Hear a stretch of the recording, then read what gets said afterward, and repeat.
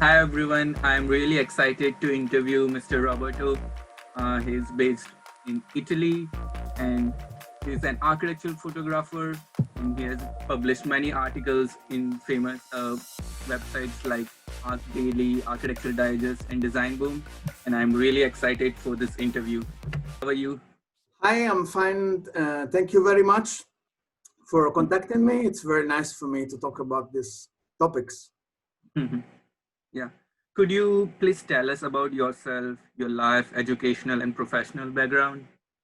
Yeah, actually, my personal path is not really by the book because I studied at the college. I studied communication psychology, and then I had a postdoc in cultural heritage, and I started to be interested in photography just after my study. So when I was 25, I'm a self-taught photographer, and I used to work in communication agencies. So I was a PR manager, and I started to explore places at the beginning here around Milan, climbing the fences to get inside abandoned factories and places like this. And year after year, I developed my skills, I developed my interest. Of course, I had to read and study a lot because the more you know about architecture, the easier is to first to locate interesting architectures to shoot. Second, it's easier to, of course, to take photos of them. And in the years, I developed this passion, and it became eventually my profession. I see. So it started as a hobby and then you grew your skills. And what was the point where you decided, okay, I want to be a full-time photographer? Yeah, it's there wasn't really a border because Mhm. I spent something like 10 years only as a hobby later. But I started to propose some of my content Mhm. to websites focused on architecture and design, like Domus, Design Boom, Art Mhm. Daily, and they started to accept. So my name started to be known more, and I was Mhm. contacted by several institutions, architectural studio, proposing me assignments. So at one point I said, okay, I think I can start it as a proper main job, I as a see. main job. So in the initial half, you were doing your job and doing the architectural photography as a side hobby until Yes, you get more brands in collaboration and then you e- decided. exactly. That's like this. So it's not, as I said, it's not my path cannot really be repeated. I mean, but because it's a matter of being in the right time, in the right way, in the Mhm. right place. Let's say. I see. And but it's I always suggest to try to push as much as you can your passion because it can happen that you can get something good from it, of course. Of course, if you have the right approach, and you have to be extremely critical about your work, even if is a passion or a Right. hobby. Yeah. And like your background story gives us a really good example how even if you had a background in communication, how you made your passion into hobby and develop expertise in architecture just by like if you're passionate about that, you can really become an expert in that position. Yeah, I mean, of course, I have a lack of preparation about the history of architecture and stuff, and that's what I had to fill that gap. Mhm. So I had to read a lot, a lot, in order to be at the same level of other person that studied architecture at the college. Not at the very same level, of course. I'm not able to design, Mhm. and but from the other points, my skills of, as a PR communication helped me a lot in the professional way because I know how I can propose my content. and you have to deal with also with communication issues when you are in the job place. So I tried to merge my experience as much as I could. Yeah, like even I read many biographies of famous architects, and many of them were self-educated and they learned from their travel experiences and stories. So uh, it gives you a unique approach compared to a conventional path of like those who study architecture. Yeah, even I mean, architecture is really about traveling. You have to see Ronchamp by Le Corbusier. You can see how many photos you want, but you can get the project only when you walk in, when you sit on the top of a hill. And so it, of course, studying and traveling helps a lot to correctly focus your mind about how to represent architecture. If you can name one book or experience which had a great impact on your career, what would that be and how it shaped you? This is not easy because I never did a hit parade of my books. But there is a book that I have here that was really, really interesting for my personal experience. Is this one? I don't know if, oops, it is with with with Zoom. It's difficult to show it. It's okay. Anyway, it's called Cosmic Communist Construction Photographed CCCP by Frederic Chaban, published by Taschen. Frederic Chaban is a French journalist and photographer, and he was in Georgia, if I remember well, and he found in a market book about Soviet architecture, experimental Soviet architecture of the second part of the 20th century. So he started to travel around the former Soviet republics, like Lithuania, like Ukraine, like Georgia, Armenia, collecting photos of these very, very particular architectures that are not very well known in the Western world in general. And actually, it started in the last few years, the interest in this part of the history of architecture. And this work was really, really impressive to me. And it probably was the first trigger to go to explore socialist countries. So my interest as architecture as a passion, I mean, not paid jobs, is of course abandoned places. That is the first part of the world that I started to explore as a photographer. And architecture, especially architecture of the 20th century, I'm very interested in the avant-garde period, so Italian rationalism, Russian constructivism, and also what happened in after the Second World War in terms of application of modernism and standardized procedures. So I'm very lot into brutalism, and let's say the cousin of brutalism in the Soviet world, that is Soviet modernism. So this book was one of the first trigger of my interest in Soviet modernism. I really, really, really suggest it. Yeah, I'll definitely keep it on my reading list. Yeah, Please right. do. What's your favorite photo or piece of work till date, and what do you like the most about it? Yeah, in general, I mean, I'm from near Milan, as you can see from the background, and I was as a lot of photographers, architecture photographer, not just in Italy, I was influenced a lot by the work of the photographer from Milan called Gabriele Basilico. He passed away a few years ago, and his work was really, really, really interesting to me. And I learned a lot looking at his pictures and reading his text.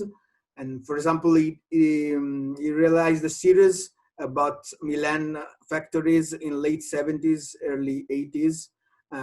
Milano Ritratti di Fabbriche, portraits of factories of Milan.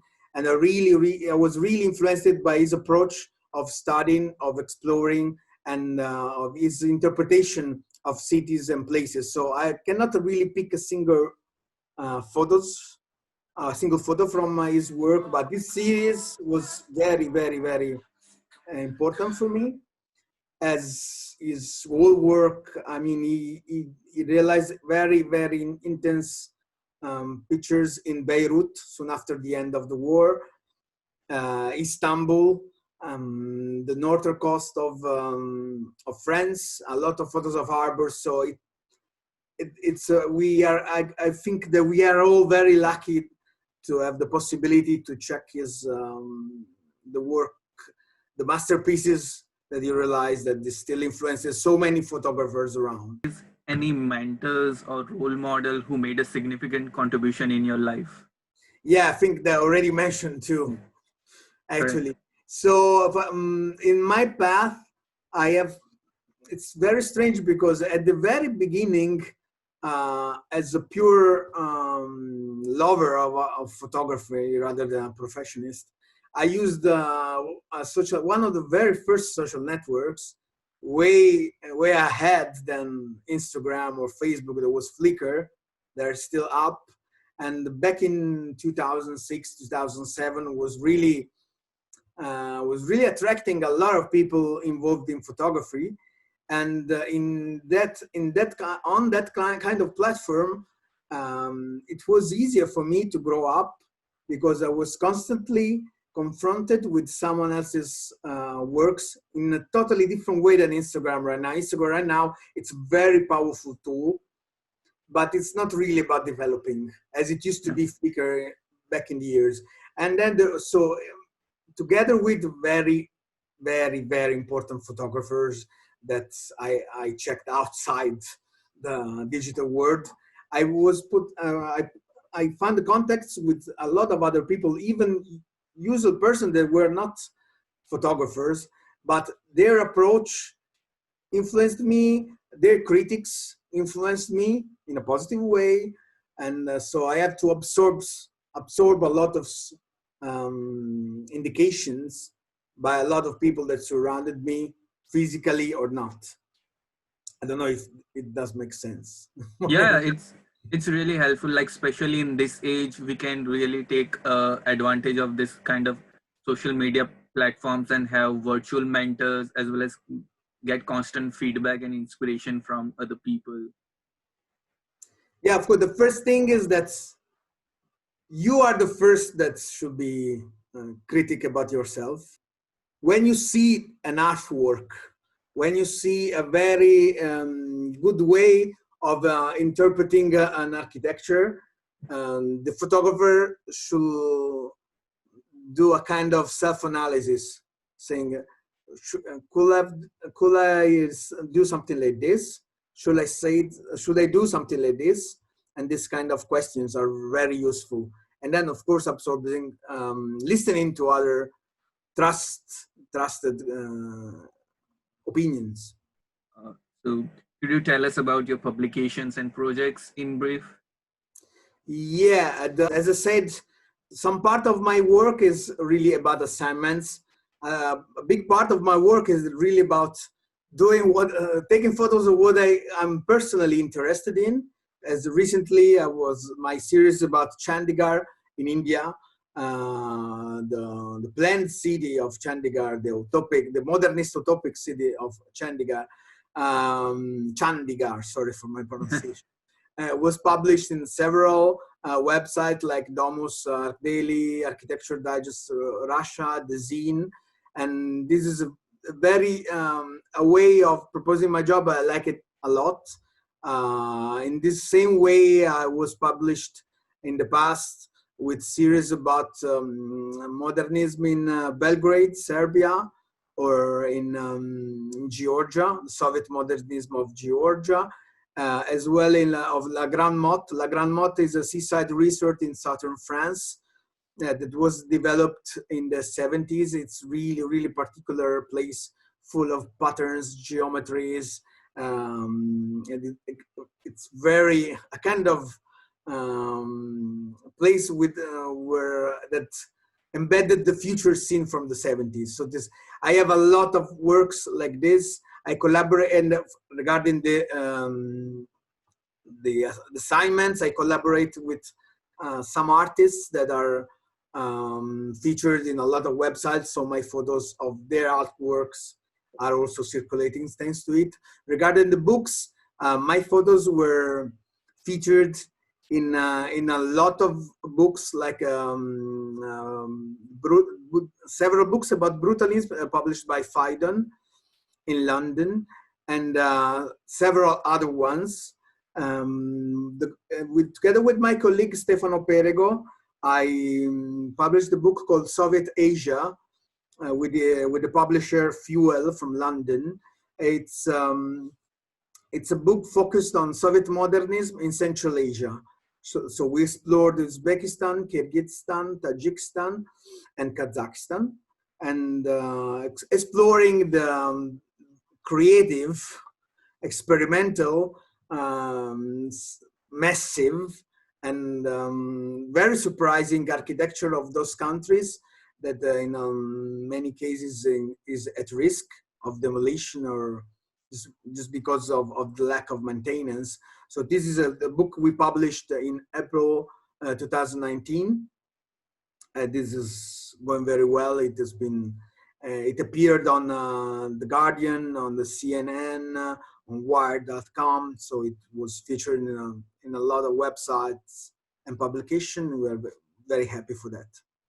That's quite impressive. Yeah. And Thank you. like I remember, like I read your articles about Chandigarh, and like it was up to the point, and the photographs were very interesting and informative.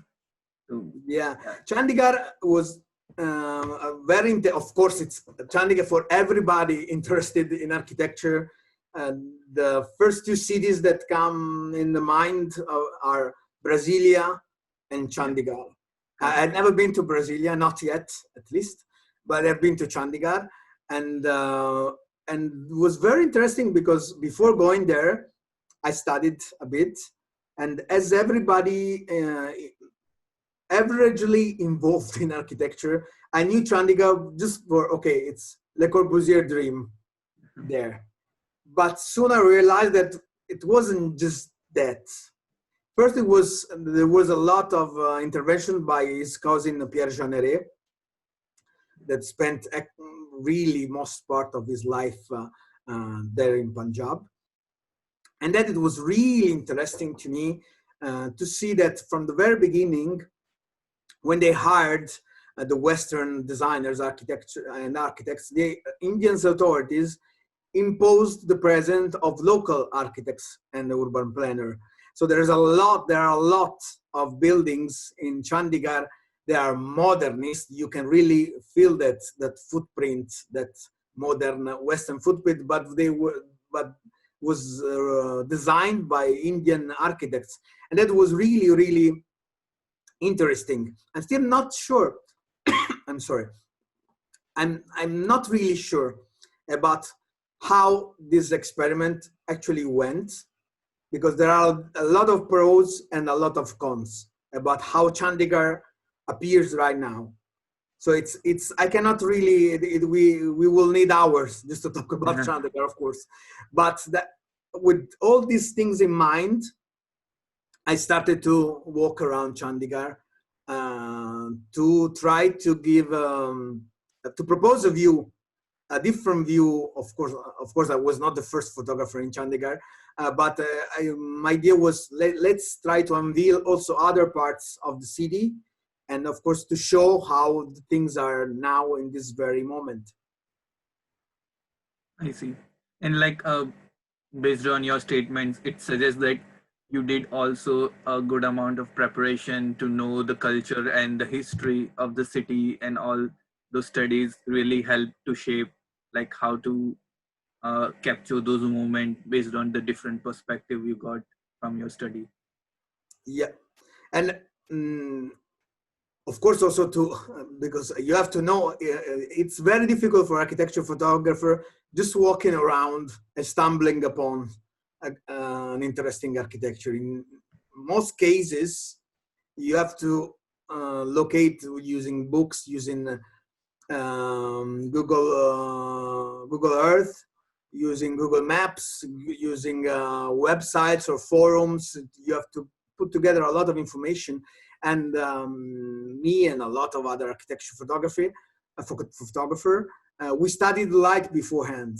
I mean, we try to understand the position, the orientation of a building according to the light, according to the season you're supposed to take photos, so that you know that, for example, before 1 p.m., especially in places with a very strong daylight like India, sometimes you cannot really take photos before one time or after one specific hour of the day. So you have to plan as much as you can in order to be more effective and to go before, to get the results you want in the way you want. Correct. And like the experience of the place also differs based on different times of the day. So the same place might have different experience during sunrise compared to afternoon or sunset. Sure. That's, of course, with or without people.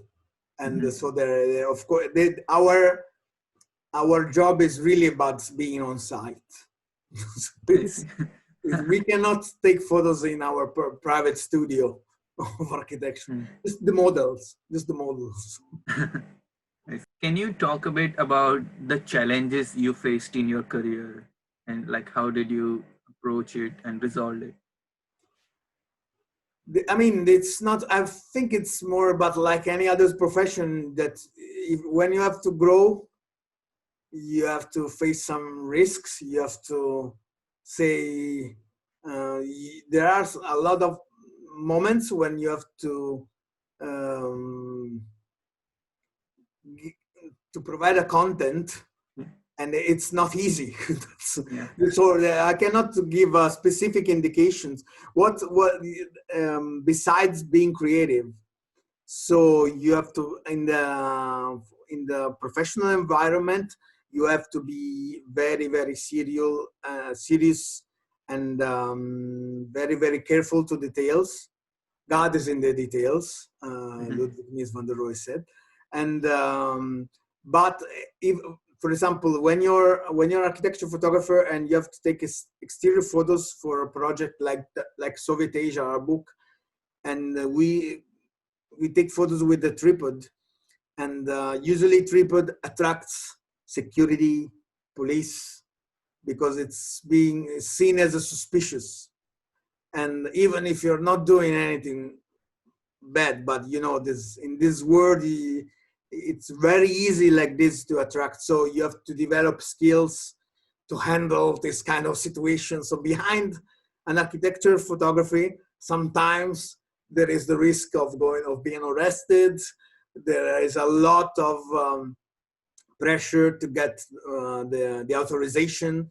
Maybe sometimes there is 1 month of emails to ask for authorizations. And a couple of times I had encounters with police that they were, for example, in Russia it happened. Then they didn't really believe I was an Italian photographer just wandering around.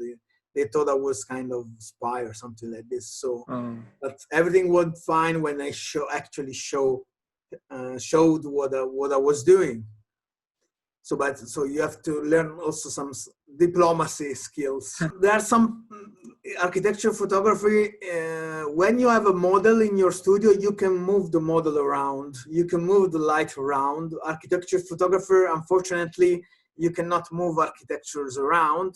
So sometimes the right points of view is maybe 2 meters away from the security guard place. So even in New Delhi, there are a lot of security, of course, because it's the capital city of such a big country, and you really have to go before to the security and ask for authorization, and because you cannot really go there and try to squeeze out. You will be even more suspicious.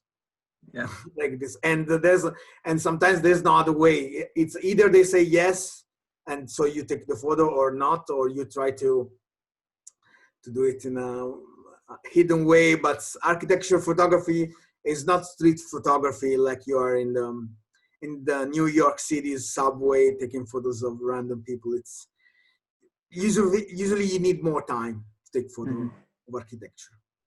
What's your intention behind your project? Like, what do you expect the viewers to take out from your photograph? I think there are two main, let's say, channels in my photographies. The first one is description. So my photos are about architecture.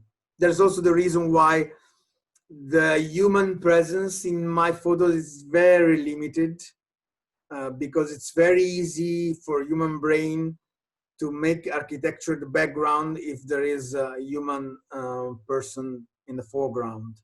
But if I really want the architecture to be the subject of the photo, and so I'm trying to find the best points of view to describe the architecture. So there is, let's say, a descriptive part, and then there is the emotive part. From the other side, besides the description, what I like to do is trigger some emotion about surprise, about interest. It's not really about, I always say that I'm not really interested in ugly or beauty, ugliness or beauty of building. I'm interested in very nice Art Nouveau buildings as gray blocks. I don't care really if one is, I really want to trigger about surprise, about how the majesty of the buildings can be attracted in the two dimensions of photography. I always think about it's impossible for a photography to give the real sense of the architecture. So for me, it's always, I'm really aware of the limits of this mean that is photography. It's a flow of consciousness more than answer. Yeah, I get it. Yeah. What's your piece of advice for people who want to be in a similar career path as you have chosen? To be curious, basically. It's really the fuel to move forward, because if you are genuinely curious, you really want to go finding architectures, finding interesting places, and once you're there, you really want to get to that point of view, and this is really pushing you a lot to discover new places. All the rest come afterwards. I know it may sound not so original, but it's the only way, I think, to really survive, to be genuinely curious about what you're doing, especially in our field of architecture also. Maybe some people who want to do and become an architecture photographer, but there might be some constraints in terms of finance, or like how do they take those kind of risk? Like if they are facing, okay, if I'm going full time, but I might not have sufficient money. The only advice that I can give is to try to do it step by step. Not just okay, tomorrow I'll be an architecture photographer and you quit your job, and you have to develop your skills, you have to develop your portfolio, you have to, it's not a job that you can do from one day to another. And same for equipment. The equipment, you don't just buy it from one day to another. So you start with what you have, and you start to take some photos of single buildings, and then you try to do a series, and so it will need some time. And architecture students, they have let's say a very good starting point, So I think that's architecture, beside the fact of becoming an architecture photographer or not, if you are into architecture, either as a passionate or as an architect wannabe, architecture photography is very useful to get the best of the visual experience of a building, because, for example, you realize properly how light is interacting with this object, and it helps you a lot if you want to design something influenced by this particular architecture, for example, or by using the same material, or it's things that you see live. I think Louis Kahn said that architecture start to exist when the lights get on the building for the first time, basically. For example, the Salk Institute in La Jolla in San Diego by Kahn, you really get the importance of the lights when you're there on sunset, for example. This is very, very unique place. We are literally surrounded by inspiration. And it's really, but it's not just there, and we have to develop a way to get it. A lot of architects were not very good in taking photos. Even Gropius wasn't very good in taking photos. But a lot of architects use the sketch representation. That, of course, is very important. So it's really, and when you try to condensate a complex building that is developing in 3 dimensions in only 2 dimensions, this is not so easy. This is easier to say than to do, especially when a building is for example, in a crowded area in downtown New York, where you don't really have space to move around. And so when you start to face with this risk, I mean, I'm talking especially with architecture students, I think it's very good for architecture planning, even urban planning, to have developed some skills of photography. How can our viewers follow you and contact you? Yeah, I have pages on Facebook and Instagram. Instagram is Il Conte Photography, written ILCONTE Photography, and same on Facebook, IL space CONTE Conte space Photography. So I'm constantly feeding my channels, and there is my website, robertoconte.net. Awesome. Yeah, and I really appreciate your time for this. This has been a great interview. Thanks a lot. Thank you very much for your time and for the very interesting talk we had.